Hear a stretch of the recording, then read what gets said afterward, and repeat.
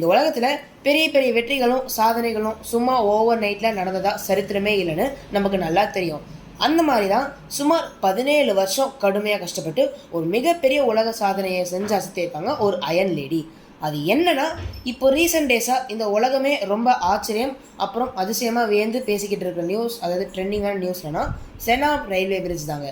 அப்படி வியந்து பேசுகிற இந்த ரயில்வே பிரிட்ஜ் எங்கே இருக்குது, இந்த பிரிட்ஜை கட்டுறதுக்கு முக்கிய பொறுப்பில் இருந்த அந்த அயன் லேடி யார், அப்புறம் இந்த பிரிட்ஜில் அப்படி என்ன ஸ்பெஷல் அப்படின்ற இன்ட்ரெஸ்டிங்கான நியூஸ் தான் இந்த வீடியோவில் பார்க்க போகிறோம். ஸோ வீடியோக்குள்ளே போகிறதுக்கு முன்னாடி இது வரைக்கும் சேனலுக்கு சப்ஸ்கிரைப் பண்ணவங்க மறக்காமல் சப்ஸ்கிரைப் பண்ணிக்கோங்க.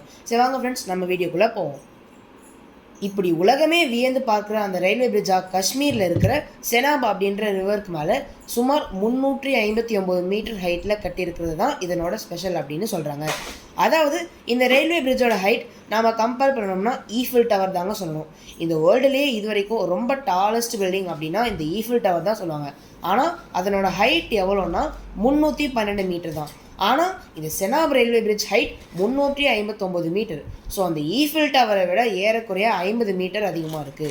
அது மட்டும் இல்லாமல் ஈஃபில் டவர் கட்டியிருக்கிற இடம் நல்ல ஓப்பன் கிரவுண்டான ஏரியா. பட் இந்த செனாப் பிரிட்ஜ் கட்டியிருக்கிற இடம் ஒரு ரிவருக்கு மேலே, ஒரு ரிவரோட 2 எட்ஜுக்கும் நடுவில் 359 மீட்டரில் ஒரு பிரிட்ஜு அதாவது ஒரு பிரிட்ஜு கட்டுறது அவ்வளோ ஈஸி கிடையாது ஃப்ரெண்ட்ஸ்.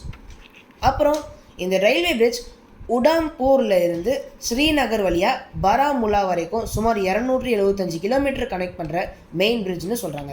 அது மட்டும் இல்லாமல் இந்த ரயில்வே பிரிட்ஜ் கட்டியிருக்கிற இடம் அதிகமாக எர்த்குவேக் பாசிபிலிட்டிஸ் நடக்கிறதுக்கான, அதாவது கேட்டகரி 8 எர்த்குவேக் இருக்கிற சீஸ்மிக் ஜோன்.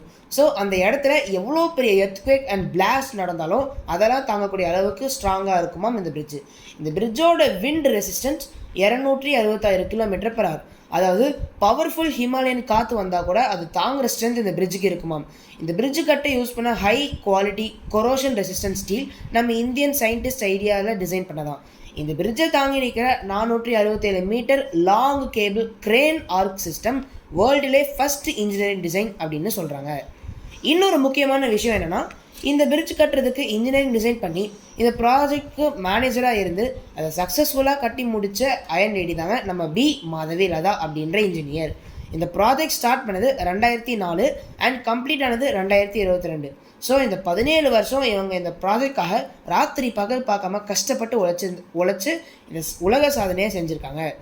ஸோ இந்த உலக சாதனை செஞ்ச அசத்திய நம்ம அயன் லேடி பி மாதவி லதாவுக்கு நம்ம வாழ்த்துக்களை சொல்லி இன்னும் இந்த மாதிரி நிறைய சாதனைகளை செஞ்சு நமக்கும் நம்ம இந்தியாவுக்கும் நிறைய பெருமைகளையும் புகழ்களையும் வாங்கி தரணும்னு அவர்களை விஷ் பண்ணுவோம் ஃப்ரெண்ட்ஸ்.